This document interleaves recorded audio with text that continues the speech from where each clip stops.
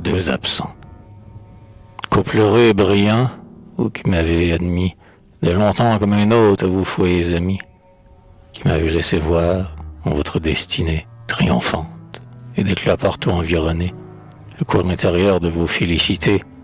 Voici 2 jours bientôt que je vous ai quitté. 2 jours que seul et l'âme en caprice ravie, loin de vous dans les bois, j'essaie un peu la vie. Et déjà sous ces bois et dans mon vert sentier, j'ai senti que mon cœur n'était pas tout entier. J'ai senti que vers vous il revenait fidèle, comme au pignon chéri revient une hirondelle, comme un esquif au bord qu'il a longtemps gardé. Et timide, en secret, je me suis demandé si, durant ces 2 jours, tandis qu'à vous je pense, vous auriez seulement remarqué mon absence. Car, sans parler du flot qui gronde à tout moment, et de votre destin qu'assiège incessamment la gloire aux 1000 voix, comme une mer montante, et des concerts tombants de la nuit éclatante, où déjà par le front vous plongez à demi. Doux bruit, moins doux portant que la voix d'un ami. Vous, noble époux, vous, femme, à la main votre aiguille, à vos enfants, chaque soir en famille, vous livrez au doux rien vos 2 cœurs reposés. Vous vivez l'un dans l'autre et vous vous suffisez. Et si quelqu'un survient dans votre causerie, qui sache la comprendre et dont l'œil vous sourit, il écoute, il s'assied, il devise avec vous, et les enfants joyeux vont entre ses genoux. Et s'il en vient un autre, puis un autre, car chacun se fait gloire et bonheur d'être vôtre, comme des voyageurs sous l'antique palmier, ils sont les bienvenus ainsi que le premier. Ils passent, mais sans eux votre existence est pleine, et l'ami le plus cher, absent vous manque à peine.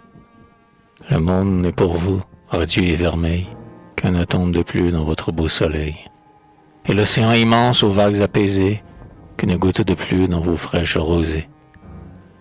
Et bien que le cœur sûr d'un ami vaille mieux que l'océan, le monde et les astres des cieux, ce cœur d'ami n'est rien devant la plainte amère d'un nouveau-né souffrant.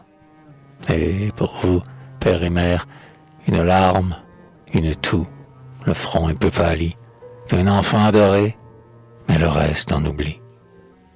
C'est la loi, c'est le vœu de la sainte nature. En nous donnant le jour, va, pauvre créature, va, dit-elle, et prends garde au sortir de mes mains, trébucher d'abord dans les sentiers humains. Suis ton père et ta mère, attentifs et dociles, ils te feront longtemps une route facile. Enfant, tant qu'ils vivront, tu ne manqueras pas, et leur ardent amour veillera sur tes pas. Puis, quand ces nœuds du sang relâchés avec l'âge t'auront laissé, jeune homme, au tiers de ton voyage, avant qu'il soit rompu et quand ton cœur fermé s'ensevelisse un jour le bonheur d'être aimé, hâte-toi de nourrir quelque pure tendresse qui, plus jeune que toi, t'enlace et te caresse.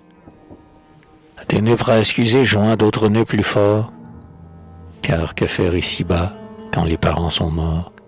Que faire de son âme orpheline et voilée, à moins de la sentir d'autre part consolée, d'être père et d'avoir des enfants à son tour, que d'un amour jaloux on couvre nuit et jour. Ainsi veut la nature, et je l'ai méconnue. Et quand la main du temps sur ma tête est venue, je me suis trouvé seul, et j'ai beaucoup gémi, et je me suis assis sous l'arbre d'un ami.